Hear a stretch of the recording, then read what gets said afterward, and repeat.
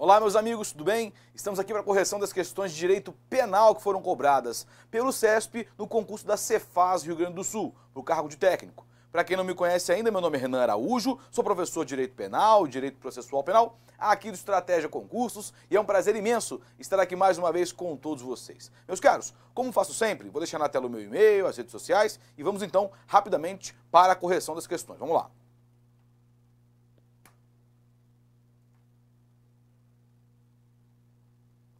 Passando adiante. Tá aqui o meu e-mail, as minhas redes sociais, o meu canal no YouTube. Lembrando, a rede social que eu mais uso hoje é o Instagram. Se você não segue ainda, siga lá, tem muita coisa legal para sua preparação. A prova, pessoal, teve um bom nível, né? Considerando que era para técnico, em algumas questões até um pouquinho elevado, mas nada que não desse para fazer, né? Quem foi nosso aluno com certeza se saiu bem, apesar de eu achar que a prova teve um bom nível em penal para o cargo de técnico. Vamos lá. Primeira questão, 51. O indivíduo agiu prevendo o resultado naturalístico adverso da ação, mas acreditava de fato que este não aconteceria. Ou seja, ele previu a possibilidade de ocorrência do resultado, mas não é que agiu pouco se importando se aconteceu ou não o resultado. Isso seria dolo eventual. Aqui, se ele prevê a possibilidade de ocorrência, mas acredita piamente que com suas habilidades vai conseguir evitar o resultado, é culpa consciente. Falamos disso à exaustão no nosso curso. Portanto, a alternativa correta qual é? Letra E, culpa consciente. Inclusive, nosso aluno acertou aí. Vamos lá. Situação hipotética 1. João, durante a abordagem por um policial militar, atribuiu a si próprio nome diverso, a fim de se esquivar de mandado de prisão pendente de cumprimento, ou seja, crime de falsa identidade. Falamos disso demais no nosso curso. Falsa identidade, crime do artigo 307. Professor, mas aqui não dá para alegar uma autodefesa, já que é para se esquivar do cumprimento de mandado? Falamos disso demais no nosso curso. Claro que não. Súmula 522 do Superior Tribunal de Justiça. Então, aqui falsa identidade. E na situação hipotética 2, Caio, durante a abordagem em blitz policial, apresentou documento de identidade falso. Usou documento falso? Usou. Uso de documento falso. Aqui é outro crime. Se ele usa um documento falso, é uso de documento falso. Crime lá do artigo 304 do nosso Código Penal. Então é fácil essa, né? Falsa identidade para o João e para o Caio, uso de documento falso. Portanto, letra B é a alternativa correta nesse modelo de prova que estamos usando. 53. Em relação ao crime de peculato doloso, essa questão é interessante, hein? É correto afirmar que o aluno vai de cara na letra A, né? Acho até que o nosso aluno colocou letra A também aqui. Admite participação culposa. Por quê? Porque tem o peculato culposo, né? Mas tá errado. Por quê? Professor, mas não existe peculato culposo? Sim. Mas quando alguém pratica um peculato culposo, ele não pratica em concurso de agentes com quem pratica um peculato doloso. Lembra do exemplo? O Pedro era o chefe do almoxarifado, esqueceu lá a porta aberta. O José, aproveitando-se disso, né, vai lá e pega alguma coisa.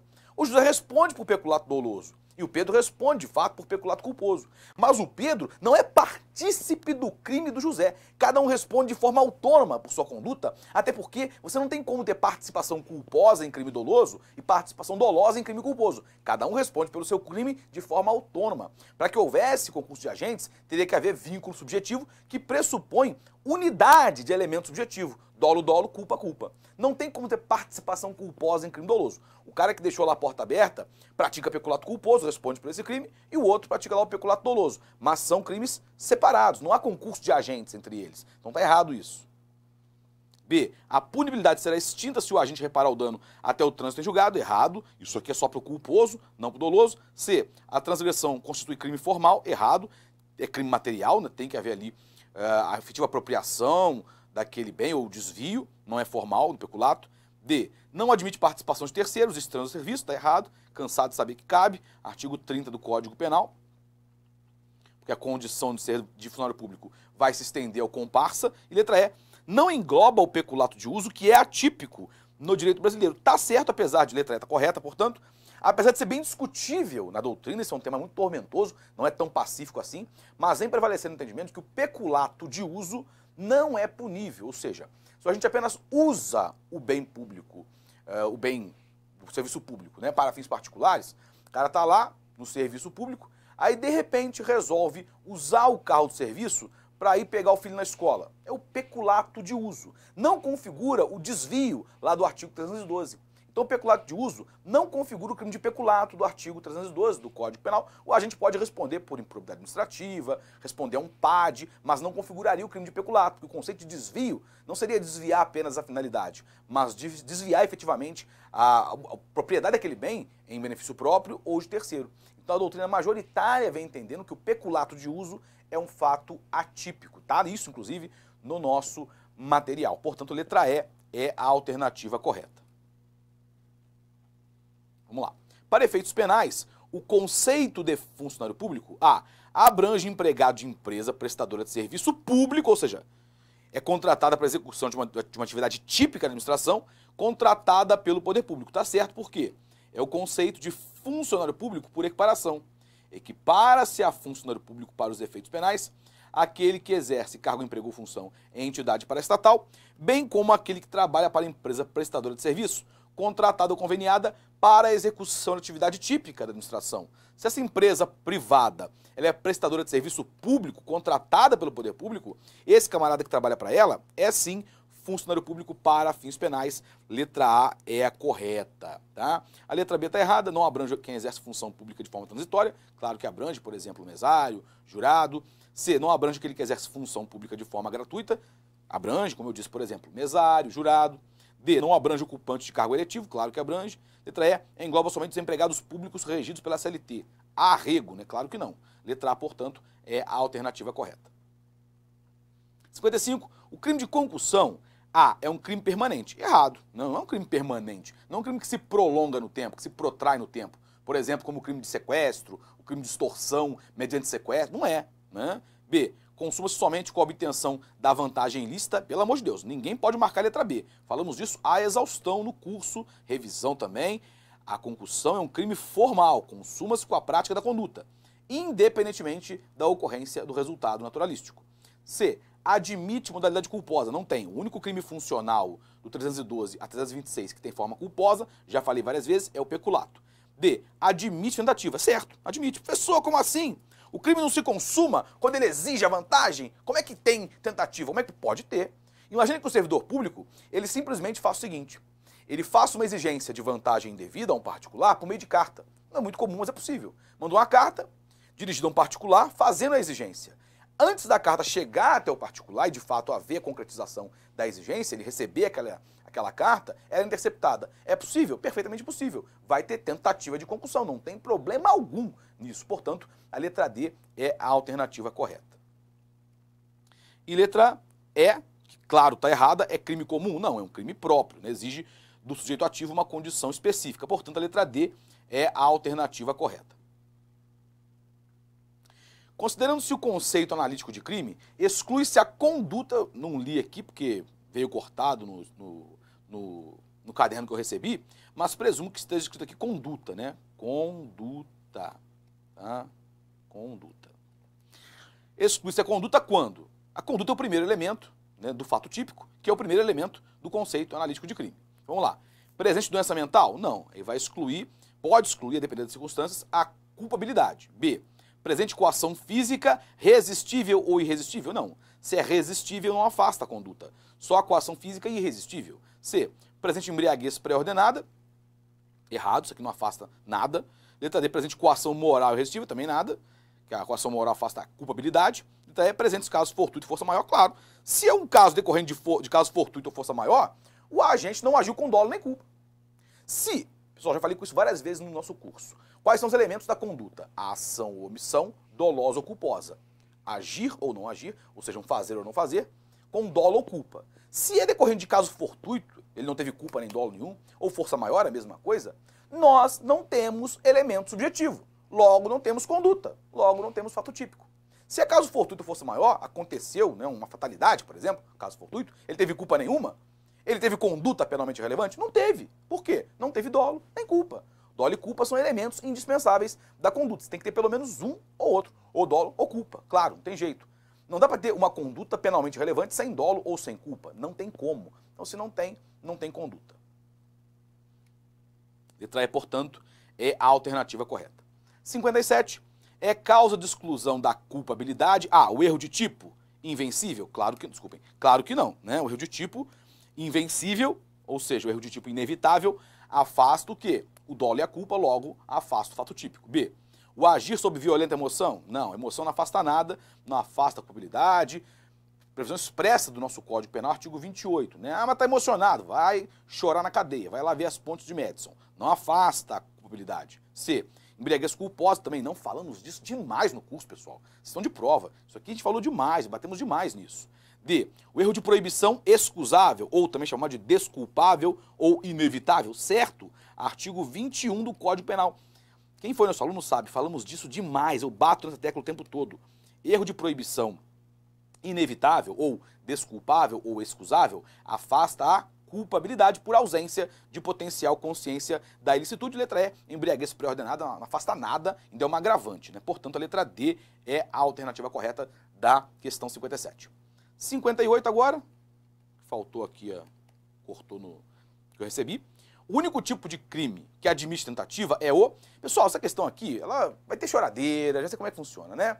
Porque, tecnicamente, não é só a resposta que eu vou dar agora que admite tentativa, né? Mas, dentre as que estão aqui, a resposta correta é a que eu vou dar, tá? O CESP, claro, trouxe uma redação porca para variar, né? O CESP tem feito isso com muita frequência, diga-se de passagem, né? Tem trazido questões com redações porcas, horrorosas, muito ruins, faz parte, né? Mas claro que o aluno tem que olhar assim, de acordo com o que está aqui, quais são as alternativas que eu tenho? Essa aqui, portanto, com certeza é a correta. É claro que existem outras possibilidades, mas dentre as que estão aqui, é essa daqui, tá bom? Vamos lá. Qual é o único tipo de crime desses aqui que admite tentativa? É o crime permanente. Eu posso ter tentativa de um crime permanente? Posso. Por exemplo, extorsão mediante sequestro, artigo 159 do nosso Código Penal. Eu posso ter tentativa desse crime? Posso. O cara pode ser preso, ser pego em flagrante, né? Impedido de consumar aquele crime de extorsão mediante sequestro.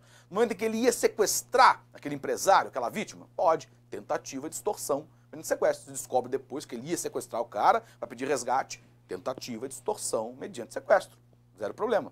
Crime permanente? Admite tentativa. Habitual? Não, por quê? Existe a habitualidade. Então, a prática de um ato isolado não configura nada. É fato impunível, atípico.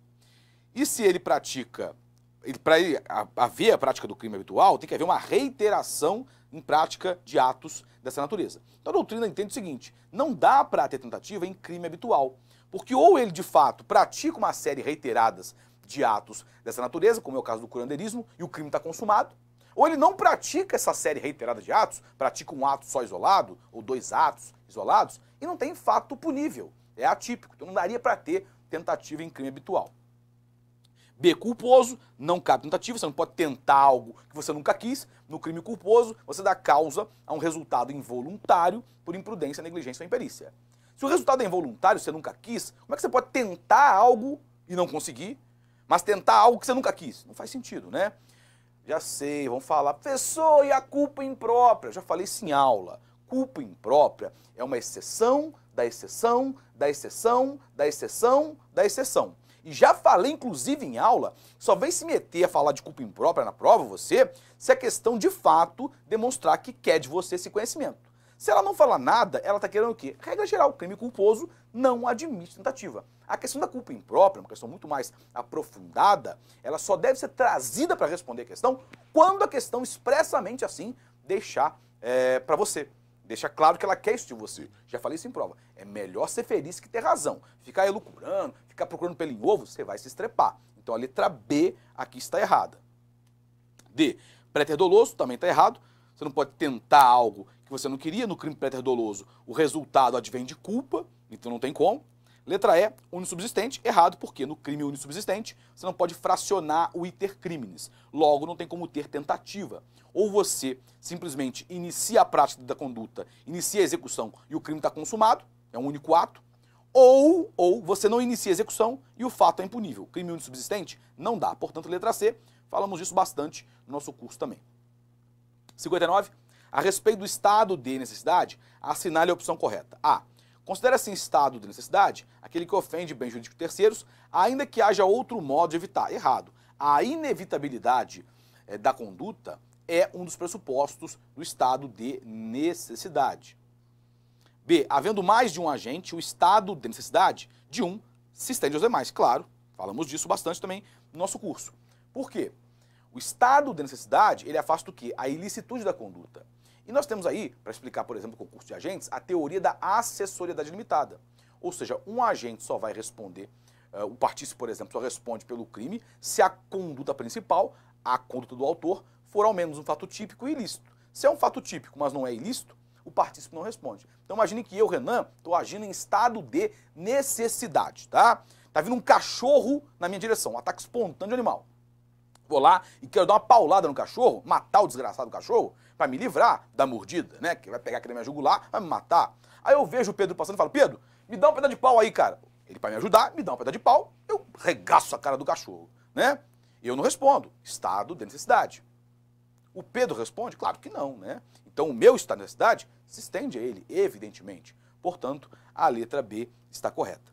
C. No estado de necessidade justificante, o bem jurídico sacrificado é de valor maior que o bem jurídico preservado. Pessoal, o nosso direito adotou a teoria unitária do estado de necessidade, que vai dizer que teremos estado de necessidade justificante, causa de exclusão da licitude, quando o bem jurídico for de valor igual, o preservado, for de valor igual ou superior ao bem jurídico sacrificado. Então não precisa ser de maior valor necessariamente. Está errado. D. O estado de necessidade recíproco não é aceito no direito brasileiro. É possível. Eu estou num barco naufragando, vejo lá ter um único colete salva-vidas, vou para cima do cara que está com colete para pegar para mim. E eu vou matar o cara. Quero me salvar. Aí eu vou para cima dele para espancar o cara para poder pegar o colete e me salvar. Ele faz a mesma coisa comigo. Não, ele quer se salvar também. Então é possível o estado de necessidade recíproco? É. O que não cabe, já falamos isso no curso, é legítima defesa real recíproca. Duas pessoas agindo em legítima defesa real simultaneamente uma contra a outra. Não dá. Porque um pressuposto da legítima defesa é a agressão injusta. E se um está agindo em legítima defesa real, a agressão é justa, não injusta. Então assim, muito cuidado com isso. Dá para ter estado de necessidade real recíproco, não tem problema. Letra E. O Código Penal Brasileiro admite o estado de necessidade desculpante como causa excludente de licitude. Pessoal, primeiro que estado de necessidade desculpante seria uma causa de exclusão da culpabilidade. E o estado de necessidade no nosso direito, ele é causa de exclusão da ilicitude. Esse estado de necessidade desculpante não existe no nosso direito. O que existe é o estado de necessidade justificante, quando o bem jurídico é de valor preservado, de valor igual ou superior ao bem jurídico sacrificado, e, eventualmente, em alguns casos, quando se entende que, mesmo o bem jurídico salvo sendo de valor inferior ao bem jurídico sacrificado, você vai lá dar uma moral pro cara e diminui a pena, abaixa a pena. Está previsto expressamente no nosso Código Penal, mas não é uma causa de exclusão da culpabilidade, não é estado de necessidade exculpante, não afasta a culpabilidade. Então, cuidado, letra E, portanto, está errada. Essa aqui, para mim, é a questão mais difícil da prova, de penal, claro. Letra B é correta. 60. O único tipo de crime que se consuma com a ocorrência do resultado naturalístico é o... Isso é facílima, né? Crime material, né? Um crime que depende da ocorrência do resultado naturalístico para a sua consumação. Falamos disso demais também no nosso curso, portanto, a letra E é a alternativa correta. Meus caros, muito obrigado a todos vocês. Deixo aqui mais uma vez o meu e-mail, o meu canal no YouTube e as minhas redes sociais. Lembrando que aquela que eu mais uso hoje é o Instagram, então você, cara pálida, que não segue ainda, siga lá no Instagram que tem muita coisa legal para a sua preparação. Foi um prazer imenso estar aqui com todos vocês para essa correção. Agradeço a todos pela atenção e desejo, como sempre, uma excelente maratona de estudos a todos. Até a próxima.